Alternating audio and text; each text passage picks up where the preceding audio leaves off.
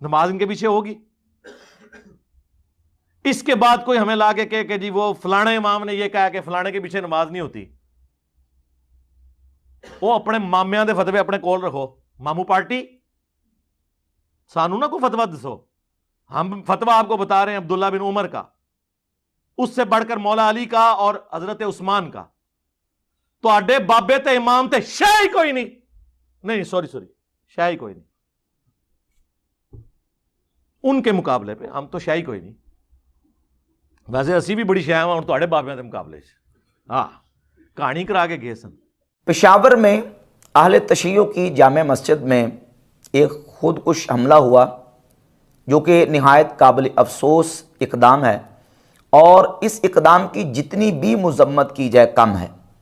کوئی بھی سنجیدہ فکر رکھنے والا شخص مسلمان وہ اس بات کی ہرگز حمایت نہیں کرے گا کہ اس طرح کا کوئی اقدام کیا جائے جس کی نہ تو شریعت اسلامیہ میں اس طرح اجازت ہے اور نہ ہی ہمارے ملک کا قانون اور آئین اس بات کی اجازت دیتا ہے.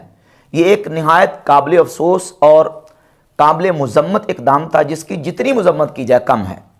لیکن اس کے ساتھ ساتھ یہ بات بھی سمجھیں کہ جہاں تک ہے اہل تشیع کے ساتھ اہل سنت کا, اور بالخصوص وہ تبرعی روافض جن کے افکار و نظریات فاسد ہیں ان کے ساتھ اختلاف کا, تو وہ علمی اور شرعی اختلاف ان کے ساتھ اپنی جگہ پہ قائم رہے گا.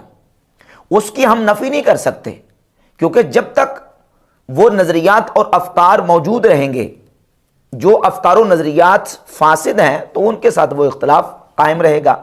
مرزا جیلمی نے اس کے اوپر ایک کلپ ریکارڈ کروایا اور اس میں وہی باتیں پرانی اپنی سابقہ روش کے مطابق اہل سنت و جماعت کے حوالے سے, دیوبندیوں کے حوالے سے, حسام الحرمین, المہند اور دیگر وہی پرانی جو سابقہ جس طرح باتیں کرتا ہے انہی باتوں کو بار بار دہرایا, اور اس میں چند مغالطات دیے ہیں جن کا ازالہ کرنا ضروری ہے. تو اس سلسلے میں سب سے پہلے تو یہ تمہیدی طور پر بات اپنے ذہن میں دماغ میں بٹھا لیں کہ شریعت اسلامیہ کے جو احکامات حکام کے ساتھ متعلق ہیں اور جس میں شریعت نے حکام کو ان احکامات کو نافذ کرنے کا حکم دیا ہے, ان کا تعلق فقط حکام, وقت کے خلیفہ, قاضی اور ملک کے سربراہ کے ساتھ تعلق ہے. عام رعایا, عام مسلمانوں کو, عام شہریوں کو ان شریعت کے احکامات کی وجہ سے قانون اپنے ہاتھ میں لینے کی اجازت ہرگز نہیں ہے. مثال کے طور پر ہم صحیح بخاری ہی سے دو روایات پیش کر کے اس کی مثال میں پیش کر دیتا ہوں. ہم اس کو شروع کرتے ہیں. صحیح بخاری میں 3017 نمبر حدیث ہے کہ نبی کریم صلی اللہ علیہ وآلہ وسلم نے ارشاد فرمایا, من بدل دینہ فقتلوہ, جو اپنے دین کو بدل دے اس کو قتل کر دو. اب صحیح بخاری میں حکم ہے کہ جو مرتد ہو جائے, جو دین کو بدل دے اس کو قتل کر دو. لیکن اس بنیاد پر کوئی بندہ اپنے ہاتھ میں تلوار یا ٹوکا لے کے مرتد ہونے والے قادیانیوں کو یا کسی بھی مرتد ہونے والے شخص کو اپنے ہاتھ میں قانون کو لے کر اس حکم شریعت کو نافذ کرنے کی کوشش کرے تو اس کی ہرگز تائید نہیں ہو سکتی. یہ حدیث صحیح بخاری میں 3017 نمبر موجود ہے, اور صحیح بخاری میں 6930, 31, 32, 33 یہ مسلسل احادیث ہیں جس میں خوارج کے احکامات اور خوارج کی علامات اور نشانیاں بیان کی گئی ہیں. اس میں حدیث ہے کہ نبی کریم علیہ الصلوۃ والسلام نے خوارج کے بارے میں یہ حکم دیا, اینما لقیتموہم فقتلوہم, خوارج کو تم جہاں پاؤ ان کو قتل کر ڈالو. اب خوارج کو قتل کرنے کا حکم دیا گیا صحیح بخاری کے اندر, لیکن اس بنیاد پر کوئی بندہ صحیح بخاری کی یہ حدیث پڑھ کے کہے کہ مجھے حکم ہے شریعت کا, صحیح بخاری میں لکھا ہوا ہے. علمی کتابی کوئی اٹھے اور کہے کہ صحیح بخاری میں لکھا ہوا ہے, کیونکہ ہمارے مرزا صاحب صحیح بخاری پڑھتے ہیں اور صحیح بخاری ٹیبل پہ رکھتے ہیں اور اس میں یہ حدیث لکھی ہوئی ہے کہ خوارج کو تم جہاں پاؤ ان کو قتل کر ڈالو, اور جو بندہ اپنے دین کو بدل دے اس کو قتل کر ڈالو. تو میں تو سنت کے مطابق عمل کر رہا ہوں, میں تو حکم رسول پہ عمل کر رہا ہوں. تو اسے یہ دیکھنا چاہیے کہ یہ حکم رسول جو ہے وہ حاکم وقت اور قاضی کے لیے ہے, یہ عام لوگوں کو حکم نہیں ہے. اب اسی کے ضمن میں یہ بات بھی سمجھ لیں, مرزا جیلمی حسام الحرمین کو بار بار لہرا کے اور اس کا بار بار ڈسپلے دکھاتا اور کہتے تھے کہ حسام الحرمین میں مولانا احمد رضا بریلوی نے جو نا وہ جن مولویوں کے اوپر فتویٰ دیا ان کے بارے میں یہ حکم شرع جاری کیا اور کہا کہ جو گستاخان رسول ہیں ان کو قتل کر دیا جائے. حالانکہ قتل کا تو مسئلہ بھی نہیں لکھا. وہ حکم شرع لکھا ہے گستاخان رسول اور شاتمان رسول کے لیے کہ جو نبی کریم علیہ الصلوۃ والسلام کی گستاخی اور توہین کرتا ہے، حضور علیہ الصلوۃ والسلام کی توہین کرنے والا شخص اگر تو پہلے کلمہ پڑھتا تھا تو مرتد ہو گیا، اب مرتد ہونے کے بعد اس کی سزا قتل ہے، اس کے اوپر پوری امت متفق ہے کہ گستاخ رسول کی سزا قتل ہے۔ لیکن اب یہ جو حکم شریعت ہے قتل کرنے کا، یہ نافذ کس نے کرنا ہے؟ اس کو جاری کس نے کرنا ہے؟ اس کو جاری وقت کے حاکم نے کرنا ہے، خلیفۃ المسلمین قاضی نے کرنا ہے۔ اور اس بات کی صراحت امام اہل سنت الشاہ امام احمد رضا خان محدث بریلی رحمۃ اللہ تعالی علیہ نے اسی کتاب کے صفحہ نمبر 103 پر کر دی۔ یہ صفحہ ذرا ڈسپلے کریں، یہی نسخہ دکھاتا ہے۔ صفحہ نمبر 103 پر لکھتے ہیں کہ جان لیجئے کہ دنیا میں گردنیں مارنا یعنی قتل کر دینا اور قصاص لینا یا حکم شریعت نافذ کرنا، دنیا میں گردنیں مارنا بس حکام ہی کے سپرد ہے، نہ عام رعایا کے۔ جس طرح آخرت میں عذاب دینا صرف ذوالجلال والاکرام کے ہاتھ ہے، اور لوگ جو سلاطین و حکام کے سوا ہیں ان کا فرض فقط زبان سے اور بیان سے جھڑکنا اور اہل اسلام کو شیاطین کے میل جول سے بچانا ہے اور کام حکام تک پہنچانا ہے۔ اللہ تعالیٰ کسی جان کو تکلیف نہیں دیتا مگر اس کے بوتے بھر، بلکہ حقیقتاً فقہاء کرام نے کتب فقہ میں مسرہ ارشاد فرمایا ہے کہ جس مرتد کو بے حکم بادشاہ قتل کر دے اسے بادشاہ سزا دے۔ جب ممالک اسلامیہ میں یہ حکم ہے تو ان کے ماسوا میں کیسے نہ ہوگا، کیونکہ مرتد کے قاتل کو غیر مسلم حکام یقینی قتل کر دیں گے، تو اس قتل مرتد میں اپنے ہاتھوں اپنی جان کو ہلاکت میں ڈالنا ہے، اور اللہ عز و جل فرماتا ہے اپنے ہاتھوں اپنی جان ہلاکت میں نہ ڈالو اور اپنے نفس مسلم کو ایک کافر جان کے عوض قتل کے لیے پیش کرنا ہے۔ تو وہ تو صاف واضح طور پر اسی حسام الحرمین میں لکھ رہے ہیں کہ کسی شخص کے لیے جائز نہیں کہ وہ قانون کو ہاتھ میں لے اور یہ جو احکام شریعت حکام کے لیے ہیں ان کو اپنے ہاتھ سے اٹھا کے نافذ کرنا شروع کر دے۔ تو جہاں تک بات تھی حکم شریعت کی نافذ کرنے کی وہ تو بالکل کلیئر ہے۔ اب مسئلہ آ گیا روافض کے ساتھ علمی اختلاف کا۔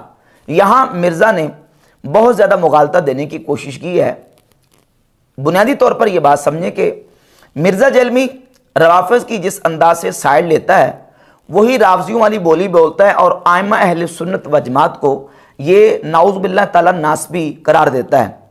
اور پیچھے اس نے باقاعدہ ایک کلپ بھی اپلوڈ کیا تھا کہ شیخ عبد القادر جیلانی گستاخ اہل بیت تھے، نعوذ باللہ ناسبی تھے، اور کہا کہ شیخ عبد القادر جیلانی وہ اپنی جو سنیت سے باہر نہیں آ سکے، یعنی جو سنیت کا دائرہ ہے اہل سنت کا اس دائرے سے باہر نہیں آ سکے، اور ان میں ناسبیت کی بو آتی تھی۔ اور یہی کام ہوا ویغنیت الطالبین میں، جس کی طرف میں نے اشارہ کیا تھا کہ شیخ عبد القادر جیلانی اگرچہ سید تھے لیکن وہ اپنی اس سنیت سے باہر نہیں آ سکے۔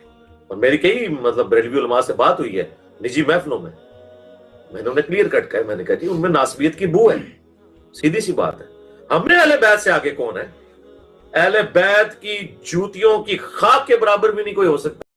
بھئی اگر صحابہ کا دفاع کرنا اور دشمنان صحابہ کا رد کرنا یہ ناسبیت ہے تو نعوذ باللہ تعالیٰ پھر سارے سنی ہی ناسبی ہوں گے، کیونکہ اہل سنت و جماعت کا عقیدہ اور نظریہ تو بالکل واضح ہے کہ وہ صحابہ اکرام کا دفاع کرتے ہیں اور صحابہ اکرام کے دشمنوں کا رد کرتے ہیں۔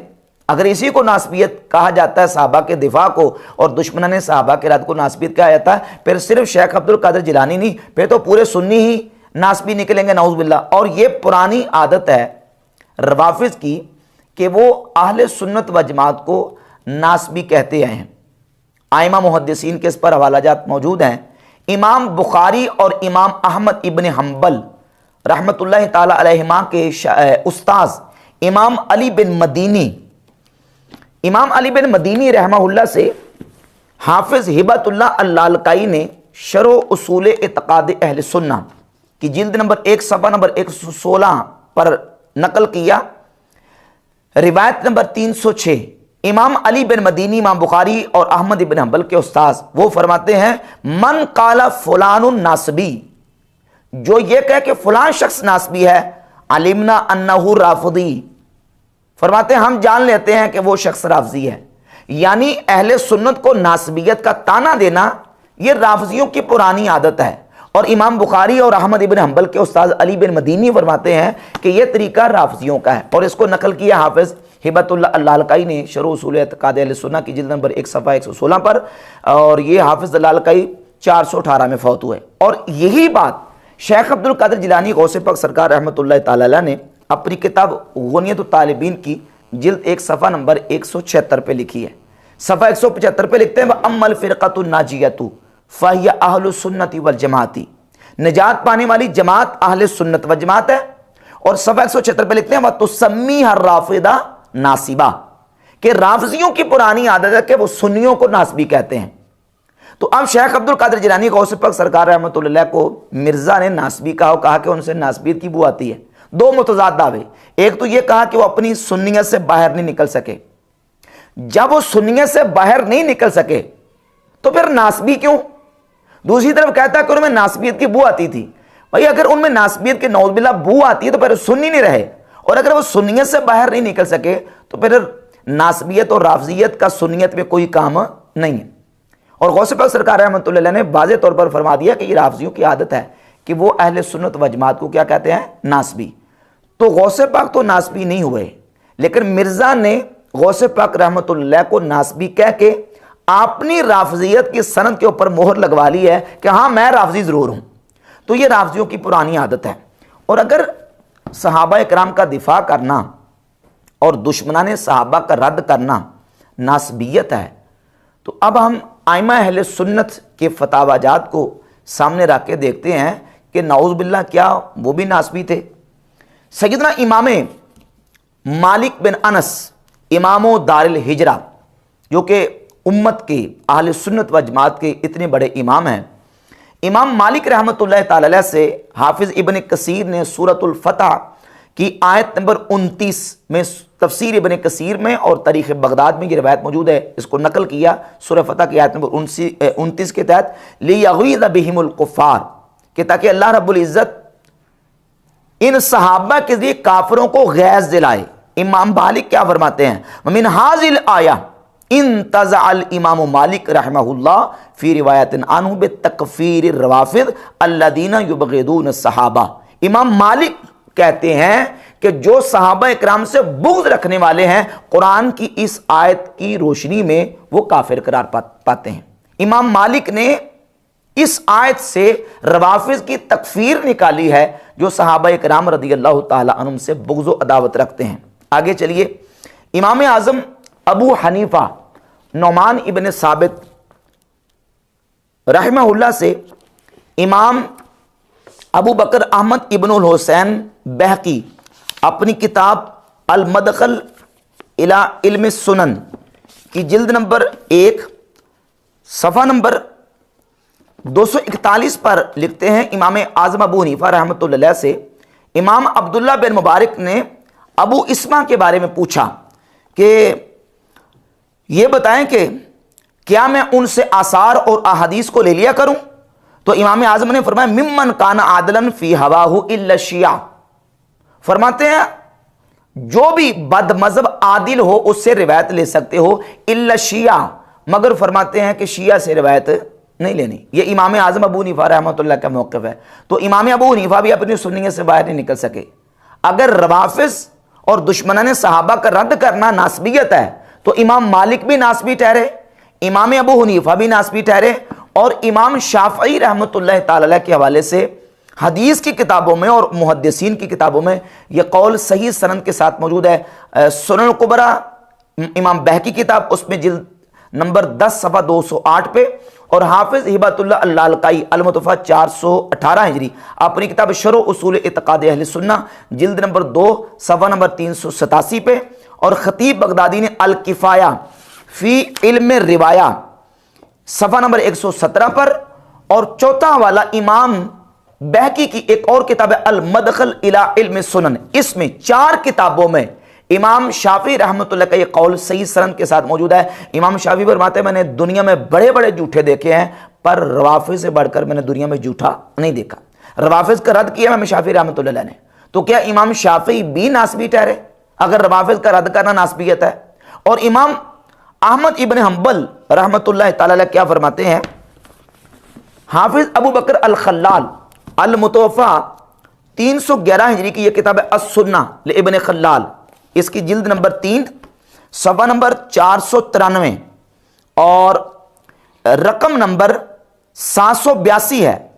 امام احمد ابن حنبل رحمۃ اللہ سے آپ کے بیٹے نے پوچھا، کہتے ہیں سألت ابی عن رجل شتم رجلا من اصحاب النبی صلی اللہ علیہ وسلم، وہ شخص جو نبی کریم علیہ الصلوۃ والسلام کے صحابہ کو گالی دیتا ہے اس کے بارے میں آپ کا کیا نظریہ ہے؟ فرماتے ما اراہ علی الاسلام، میں اس کو مسلمان ہی نہیں مانتا جو نبی کریم علیہ الصلوۃ والسلام کے صحابہ کو گالی دیتا ہے۔ یہ احمد ابن حنبل رحمۃ اللہ اہل سنت کے امام کا نظریہ اور عقیدہ ہے۔ تو روافض کے بارے میں جو نقطہ نظر چاروں اماموں کا ہے وہ آپ سامنے رکھ لیں۔ مرزا کے دعوے کے مطابق تو یہ چاروں امام بھی سنیت سے باہر نہیں نکل سکے، اور اس میں وہ اہل تشیع کا ذکر یہود و نصارہ اور قادیانیوں کے ساتھ کر رہا ہے۔ بھئی یہود و نصارہ اور قادیانیوں کے کفر کے اوپر تو امت کا اجماع ہے، اہل تشیع کے بارے میں آپ نے کس بنیاد کے اوپر تکفیر ان کی؟ ان کے بعد چلے امام بخاری رحمۃ اللہ کا حوالہ، یہ کتاب ہے امام بخاری کی خلق و افعال العباد، دارالکتب العلمیہ بیروت لبنان سے چھپی ہے۔ اس کے صفحہ نمبر 11 رقم نمبر 40 پر امام بخاری روافض کے بارے میں اپنا نقطہ نظر اور نظریہ بیان کرتے ہیں۔ فرماتے ہیں ما ابالی صلیت خلف الجہمی الرافضی ام صلیت خلف الیہود والنصارہ، رافضیوں کو امام بخاری نے یہود و نصارہ کے ساتھ ملایا ہے۔ مرزا صاحب رونار ہو رہے تھے کہ جناب وہ یہودیوں عیسائیوں کے ساتھ ملا دیتے ہیں، کس نے ملایا ہے؟ یہ امام بخاری نے ملایا ہے، خلق و افعال العباد۔ ان روافض کو جو صحابہ کرام رضی اللہ تعالیٰ عنہ کو برا کہتے ہیں اور صحابہ کرام رضی اللہ تعالیٰ عنہ کے بارے میں طعن و تشنیع کرتے ہیں، امام بخاری فرماتے ہیں مجھے کوئی پرواہ نہیں ہے، میں برابر سمجھتا ہوں میں کسی رافضی کے پیچھے نماز پڑھوں یا کسی یہودی یا عیسائی کے پیچھے نماز پڑھوں۔ یہودی اور عیسائی کے پیچھے نماز پڑھنا اور رافضی کے پیچھے نماز پڑھنا میرے نزدیک برابر ہے۔ ولا یسلم علیہم، فرماتے ہیں ان کو سلام بھی نہ کیا جائے، ولا یعادون، اور وہ بیمار پڑ جائیں تو ان کی عیادت بھی نہ کی جائے، ولا یناکحون، اور ان کے ساتھ نکاح نہ کیا جائے، ولا یشہدون، اور ان کے جنازوں میں شریک نہ ہوا جائے، ولا توکل ذبائحہم، اور روافض کا ذبیحہ نہ کھایا جائے۔ یہ کس کا نظریہ؟ امام بخاری رحمۃ اللہ علیہ کا۔ کہتا ہے یہ اپنے میں صحابہ کی بات کرتا ہوں اور یہ اماموں کی بات کرتے ہیں، یہ اپنے مامے اپنے کو رکھو، اماموں کو مامے کرا دیتا اور یہ ہے ہمارے امام، امام بخاری رحمۃ اللہ علیہ۔ امام بخاری فرماتے ہیں رافضیوں کے پیچھے نماز پڑھنا میرے نزدیک یہود و نصارہ کے پیچھے نماز پڑھنا برابر ہے۔ آگے چلیے، امام مسلم رحمۃ اللہ تعالی علیہ نے صحیح مسلم کے مقدمہ میں روایت نمبر 27 ذکر کی، اور امام محمد بن سیرین رحمۃ اللہ تعالی علیہ کا قول ذکر کیا کہ امام محمد بن سیرین فرماتے ہیں لما وقعت الفتنہ تو قالوا سموا لنا رجالکم، جب فتنہ واقع ہوا تو صحابہ تابعین نے کہا کہ رجال کا ذکر کرو، حدیث کی سند کے اندر جو راوی ہے اس کا بیان کرو کہ وہ کون روایت کرنے والا۔ فَيُنظَرُ إِلَىٰ أَهْلِ السُّنَّةِ فَيُؤْخَذُ حَدِيثُهُم، دیکھا جاتا کہ وہ روایت بیان کرنے والا اہل سنت ہے تو اس کی حدیث کو لیا جاتا۔ وَيُنظَرُ إِلَىٰ أَهْلِ الْبِدْعِ فَلَا يُؤْخَذُ حَدِيثُهُم، اور اگر وہ سنی نہیں ہوتا تھا تو اس کی حدیث کو قبول نہیں کرتے تھے۔ تو اس کا مطلب یہ نکلا کہ امام مسلم بھی اپنی سنیت سے باہر نہیں نکل سکے۔ جب سنیت سے باہر نہیں نکل سکے تو پھر ان کو تانا کیا دیں گے؟ ناسبیت کا دیں گے۔ غوث پاک سرکار رحمۃ اللہ کے بارے میں کہتا ہے سنیت سے نہیں نکل سکے، ان میں ناسبیت کی بو آتی تھی۔ بھائی کیوں؟ دلیل کیا ہے؟ ثبوت کیا ہے؟ ان کے بارے میں اتنا بڑا جھوٹا دعویٰ تم نے کیا ہے، ثبوت کیا ہے؟ اگر تو ثبوت یہ ہے کہ انہوں نے روافض کا رد کیا ہے، انہوں نے دشمنان صحابہ کا رد کیا ہے، تو دشمنان صحابہ کا رد تو سارے سنی کرتے آ رہے ہیں، امام مالک، امام شافعی، امام احمد بن حنبل، امام ابو حنیفہ رحمۃ اللہ، امام بخاری، امام مسلم، اور میں درجنوں بیسیوں حوالے پیش کر سکتا ہوں بحمد تعالیٰ کہ دشمنان صحابہ اور روافض کا رد تو اللہ کے فضل و کرم سے اہل سنت کے ائمہ ذکر کرتے ہیں۔ اور پھر یہ کہتا ہے اپنے اماموں کو کہتا ہے اپنے مامے کو رکھو، میں صحابہ کی گل کرتا ہوں، اماموں کو مامے قرار دے کے کہتا ہے اپنے مامے کو رکھو، میں صحابہ کی بات کرتا ہوں۔ اور صحابہ کی بات کیا کرتا ہے؟ اس میں سیدنا عبداللہ ابن عمر رضی اللہ تعالیٰ کے حوالے سے سنن الکبریٰ امام بہقی کی کتاب سے حوالہ پیش کیا کہ عبداللہ بن عمر رضی اللہ تعالیٰ عنہ خوارج کے پیچھے نماز پڑھا کرتے تھے۔ تو صحابہ کرام کا طریقہ تو یہ تھا کہ وہ خوارج کے پیچھے نماز پڑھتے تھے۔ اب یہاں میرا سوال مرزا سے ہے، میں ابھی خلق و افعال العباد کا حوالہ پیش کر چکا ہوں کہ امام بخاری رحمۃ اللہ فرما رہے ہیں کہ روافض کے پیچھے نماز پڑھنا اور یہود و نصارہ کے پیچھے نماز پڑھنا میرے نزدیک برابر ہے۔ اب رہ گئی بات سیدنا عبداللہ بن عمر رضی اللہ تعالیٰ عنہ کی علی سبیل تنزل، اس روایت کی بات کریں سنن کبری بہقی کی، پہلی بات یہ ہے کہ یہ سمجھیں جن خوارج کی اس روایت میں بات ہو رہی ہے وہ عامر بن نجدہ حروری کی بات ہو رہی ہے۔ خوارج کے 5 گروہ ہیں، عبادیہ، حروریہ، ازارقہ، نہروانیہ اور نجدات۔ یہ جو نجدات ہیں بنیادی طور پر خوارج سے ان کی انفرادیت ہے وہ یہ کہ یہ باقی مسلمانوں کی تکفیر نہیں کرتے۔ نجدات نہ تو صحابہ کرام کی تکفیر کرتے ہیں اور نہ ہی باقی مسلمانوں کی تکفیر کرتے، باقی ان کے نظریات وہ عقائد و نظریات خوارج والے تھے، وہ تکفیری نہیں تھے۔ پہلی بات تو یہ ہے کہ چونکہ اس وقت وہ زمانہ وہ عامر بن نجدہ حروری کا تھا جس زمانے کی یہ روایت ہے، لیکن اس روایت کی ہم جب اسنادی حیثیت کو دیکھتے ہیں تو یہ روایت صحیح نہیں ہے۔ مرزا صاحب کو چیلنج ہے، اگر مرزا میں کوئی علمی دامخم اور مرزا کے کسی چیلے چمچے اور کسی فالور میں دامخم ہے تو سامنے آئیں اور اس روایت کو صحیح ثابت کریں۔ اس روایت میں عبداللہ بن عمر کے شاگرد نافع سے بیان کر رہے ہیں یونس بن عبید۔ یونس بن عبید مدلس ہے اور وہ مدلس ہیں کہ یہ فتح المبین کتاب ہے مرزا جلمی کے بابا زبیر علی زئی کی، اس کتاب کے صفحہ 48 پر لکھا ہے کہ یونس بن عبید وہ طبقہ ثالثہ کے مدلس ہیں۔ پہلی بات تو یہ، اور اس روایت میں یونس بن عبید نافع سے ان کے ساتھ روایت کر رہے ہیں۔ لوگوں کو پٹی یہ پڑھاتا ہے اور جناب ڈڈورا پیٹتا ہے کہ ان والی روایت مقبول نہیں ہے، ان والی روایت مدلس کی ان والی روایت ضعیف ہوتی ہے، تو یہ ان کے ساتھ ہے اور وہ بھی طبقہ ثالثہ کا۔ تمہارا بابا زبیر علی کہہ رہا ہے یونس بن عبید کو طبقہ ثالثہ کا مدلس ہے۔ اور پھر اگلی بہت بڑی اس میں جو علت اور کمزوری ہے اس روایت کے اندر وہ ہے کہ یونس بن عبید نے نافع سے سنا ہی نہیں ہے، یونس بن عبید کا نافع سے سماع ثابت نہیں ہے، اور اس پر بڑے بڑے اجلہ ائمہ محدثین اور نقاد علماء کے حوالہ جات موجود ہیں۔ اس میں سے میں آپ کے سامنے پیش کرتا ہوں، یہ حافظ صلاح الدین کیکلدی المتفا 761 ہجری کی کتاب ہے جامع التحصیل فی احکام المراسیل، مرسل روایتوں کے احکام کے بیان میں یہ کتاب۔ اس کتاب کے صفحہ نمبر 377 پہ حافظ علاء الدین کیکلدی نے امام احمد ابن حنبل رحمۃ اللہ سے ذکر کیا کہ امام احمد بن حنبل فرماتے ہیں لم یسمع من نافع شیئا، یونس بن عبید نے نافع سے کچھ بھی نہیں سنا۔ یونس بن عبید کا حضرت نافع سے حدیث سننا ہی ثابت نہیں ہے۔ اور اسی طریقے سے امام بخاری، امام احمد ابن حنبل، امام ابو حاتم اور امام ابو داؤد رحمہم اللہ، ان تمام ائمہ سے ثابت ہے، صراحت کے ساتھ انہوں نے لکھا ہے کہ یونس بن عبید کا نافع سے حدیث سننا ثابت نہیں ہے۔ یہ میرے پاس کتاب ہے تقریب التہذیب کے نام سے، اس میں جو ہے وہ 5 کتابیں جمع ہیں، اور اس میں یہ واضح طور پر امام ابو زرہ کی مراسیل جو ہے اس کے حوالے سے صفحہ نمبر 687 پہ لکھا ہے کہ احمد ابن حنبل فرماتے ہیں لم یسمع من نافع شیئا انما سامع من ابن نافع عن ابیہ، یونس بن عبید نے نافع سے کوئی حدیث نہیں سنی، نافع کے بیٹے سے سنی ہے۔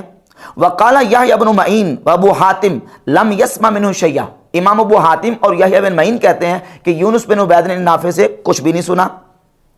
اور آگے چلیے، وقال ابو داؤد لم یسمع یونس بن عبید من نافع شیئا، امام ابو داؤد فرماتے ہیں کہ یونس بن عبید نے نافع سے کچھ بھی نہیں سنا۔ اور امام بخاری رحمۃ اللہ سے امام ترمذی نے کتاب العلل میں ذکر کیا قال البخاری کما فی علل الترمذی لا اعرف لیونس بن عبید سمع من عطاء بن ابی رباح وما ارى یونس بن عبید سامع من نافع، امام بخاری فرماتے ہیں کہ یونس بن عبید نے عطاء بن ابی رباح سے اور یونس بن عبید نے نافع سے کچھ بھی نہیں سنا۔ تو یونس بن عبید کا نافع سے حدیث سننا ہی ثابت نہیں ہے، یہ حدیث ہی ضعیف ہے، بلکہ مرزا کی زبانی یہ جعلی حدیث ہے، جعلی روایتیں پیش کر کے تم ثابت کر رہے ہو کہ صحابہ کرام جب وہ خوارج کے پیچھے نماز پڑھتے تھے، جبکہ یہی عبداللہ بن عمر رضی اللہ عنہ سے صحیح سند کے ساتھ ثابت ہے جامع ترمذی میں کہ کسی نے آگے کہا کہ فلاں بندہ آپ کو سلام کہتا ہے، تو عبداللہ بن عمر نے کہا میری طرف سے اس کو سلام نہ کہنا، انی سمیت قد احدثا، مجھے پتہ چلا کہ وہ بد مذہب ہو گیا۔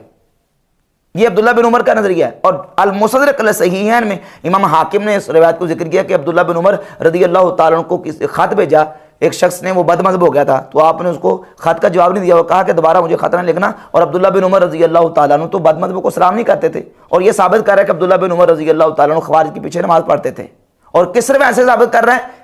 اس کی زبانی جعلی روایت سے ثابت کر رہا ہے۔ سنن کبریٰ بیہقی کی یہ روایت جعلی ہے۔ مرزا کے فالورز میں اگر ہمت ہے تو مرزا سے اس کا جواب لیں کہ جعلی حدیثیں پیش کر کے صحابہ کرام کے حوالے سے یہ ثابت کر رہے ہو کہ وہ بد مذہبوں کے پیچھے اور خوارج کے پیچھے نماز پڑھتے تھے، اور ان خوارج کے پیچھے جن کے بارے میں نبی کریم علیہ الصلوۃ والسلام نے فرمایا کہ یہ جہنم کے کتے ہیں۔ اور صحیح بخاری میں حدیث یہ ہے کہ بد مذہب کی اپنی نماز قبول نہیں ہوتی، بد عقیدہ بدعتی کی اپنی نماز قبول نہیں ہوتی۔ جب بدعتی کی اپنی نماز قبول نہیں ہے تو اس کے پیچھے کسی کی کیا قبول ہوگی؟ اس کے علاوہ دیگر بہت سارے دلائل بحمد تعالیٰ موجود ہیں۔ تو علمی اختلاف اپنی جگہ پہ ہے، باقی یہ ہے کہ ہم یہ جو اقدام ہوا ہے پشاور میں اہل تشیع کی جامع مسجد میں خودکش حملے کا، ہم اس کی بھرپور مذمت کرتے ہیں۔ یہ سخت مذمت کے قابل عمل ہے، اس کی کوئی بھی مسلمان تائید کرنے کے لیے تیار نہیں ہے۔